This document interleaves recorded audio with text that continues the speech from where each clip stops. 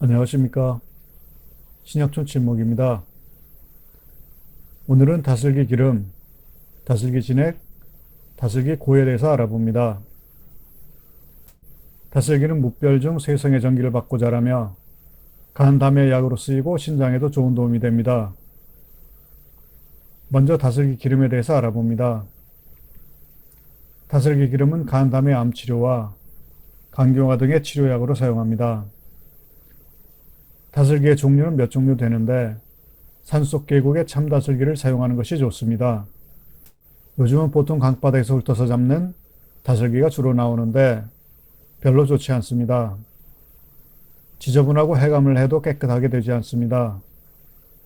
껍질의 색도 주로 검은색으로 일정치 않으며 크기도 작습니다. 깊은 계곡 좋은 다슬기는 겉모양에서도 강다슬기와 완전히 다릅니다. 크고 껍질이 맨들거리며 껍질 색도 진한 녹색을 띠고 있습니다. 이 껍질의 녹색이 간에 중요한 약이 되며 이 성분을 잘 추출하는 것이 아주 중요합니다. 깊은 계곡 다슬기를 구해서 해감하고 깨끗하게 씻습니다. 죽은 것은 섞여 들어가면 나중에 상하는 이유가 되니 죽은 것은 모두 골라냅니다. 크기가 조금 다른 항아리 2개를 깨끗이 씻어 말려 준비하고 가능하면 황토 땅을 찾아 항아리가 묻힐 만큼 땅을 팝니다. 좀 더 큰 항아리를 땅에 놓고 다른 항아리에는 준비한 다슬기를 넣은 다음 입구로 광목천으로 막고 꼭 메어줍니다. 항아리 주둥이를 아래로 땅에 묻혀있는 항아리 입구에 얹어 놓습니다. 항아리 입구가 맞닿은 곳을 광목천이나 밀떡으로 밀봉합니다.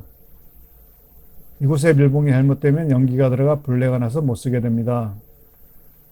항아리에 새끼를 촘촘히 두르고 황토를 한 치 정도 되게 발라줍니다.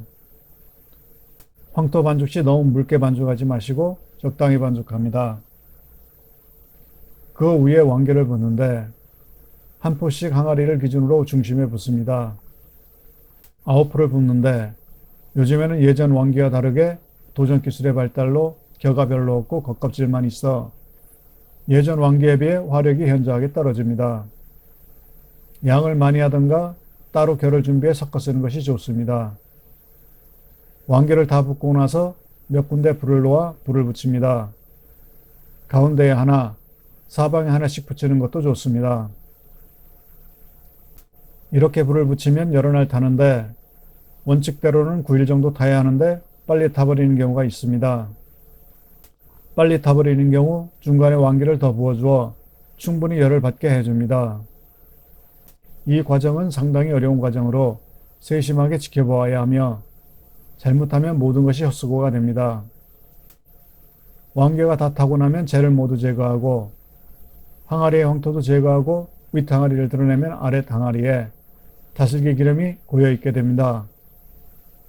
이때 다슬기 기름이 고소한 냄새가 나면 잘 된 것입니다.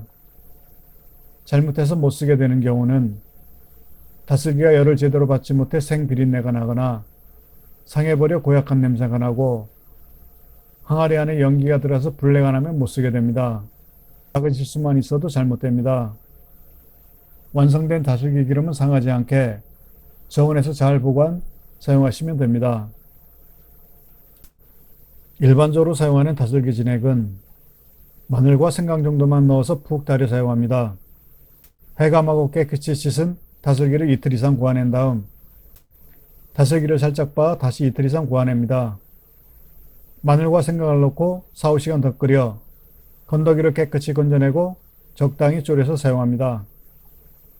4, 5일 구워내면 약간 쓴맛이 강하게 납니다.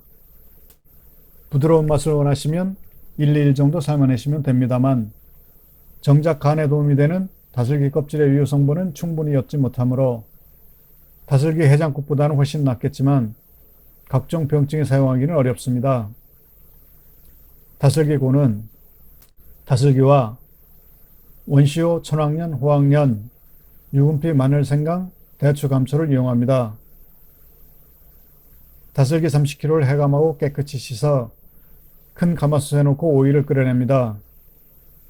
다슬기를 건져 살짝 빻은 다음 솥에 넣고 하루를 더 끓여냅니다.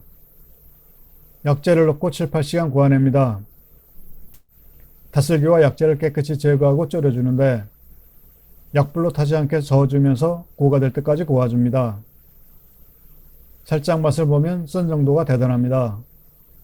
양은 국사발 하나 정도 나오는데 식으면 약간 딱딱한 정도가 됩니다. 이를 소주 한 잔에 쌀알 정도 타서 녹이면 색도 그렇고 마치 술에 옹담을 탄 것 같습니다. 그래서 저는 가짜 옹담이라 불렀습니다. 물론 쓴맛도 매우 강합니다. 이를 간경화 환자에게 사용한 결과 최상의 효과가 있었습니다. 요즘은 좋은 다슬기를 구하기가 힘듭니다. 강바닥을 훑어잡는 다슬기가 주로 쓰이며 계곡 다슬기라 불리는 참 다슬기는 귀합니다. 깊은 계곡에서는 다슬기 채취를 일부 현지 주민에게는 허락하고 있으나 주로 법으로 금하고 있어 충분한 양을 공급할 수 없습니다. 강다슬기는 약효도 매우 부족하며 씻어보면 지독한 냄새가 날 정도로 너무 오염되어 있어 사용하기가 꺼림칙합니다. 식당에서 해장국용으로 사용하기는 좋을지언정 이런 다슬기로는 인산 선생이 말씀하신 중환병증의 약효를 기대하기는 어렵습니다. 심산계구에서 맑은 물을 연결해 참다슬기를 양식하던가 다슬기 양식 기술을 이용해 참다슬기 종패를 많이 생산해 물 좋은 계곡에 대량 풀어 번식시켜 예전처럼 좋은 다슬기를 구할 수 있기를 바랍니다. 지금은 할 수는 없지만 예전에 지리산 뱀사골, 깊은 계곡 소에서 잡던 다슬기는 삼척동자도 보면 좋은 약이 되겠구나 하는 생각이 들 정도로 껍질은 짙은 녹색을 띠며 크기도 매우 크고 좋았습니다. 감사합니다.